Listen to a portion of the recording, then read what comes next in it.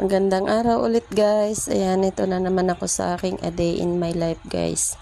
Medyo matagal-tagal tayong hindi nakapag-update ng ating A Day in My Life. Dahil tayo guys ay nagkasakit.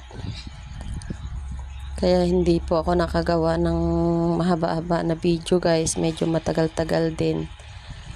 Kasi nga naubo at sipon ako guys. Ayan, mahirap naman mag voice over ng uubo-ubo tayo.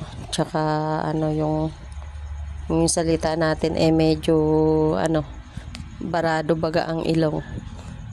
Ayan guys, kumusta naman kayo? Ayan, kumusta naman ang buhay-buhay natin? Ito na naman po ako sa araw-araw na pangyayari sa akin buhay guys. Ayan, i-update ko na naman po sa inyo.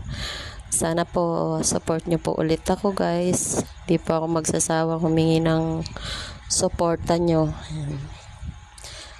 Ang routine ko sa araw-araw guys, kapag tayo may pag-araw na may pasok guys, ayan, ganyan lagi. Ayan.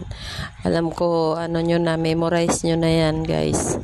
Dahil madami-dami na rin akong na-upload na A Day in My Life guys. Bihira lang kasi ako matambay sa bahay guys, kaya bihira din akong makapag-update ng A Day in My Life ko na nandito lang ako sa bahay. Dahil kadalasan nga nasa trabaho tayo, kaya yun lagi yung napapakita ko sa inyo, yung nandyan tayo, yung ganyang buhay, yung pasok sa trabaho, pagising ng umaga, magkakape lang tayo, tapos gagayak na para tayo makapasok. Ayan, kahit medyo maliit lang ang kita guys, tiyaga-tiyaga lang para sa pang-araw-araw na pangangailangan. Kahit paano meron tayong matagal na rin naman ako guys nakapasok sa trabaho ulit, kaso lang ilang araw lang naman akong hindi nakapasok. Kaso lang hindi ako agad nakagawa guys ng mga video kasi nga hindi ako makapag voice over. Yan kasi nga guys, inuubo ako. Mahirap namang mag voice over na may kahalong ubo-ubo. Diba guys? Ayan.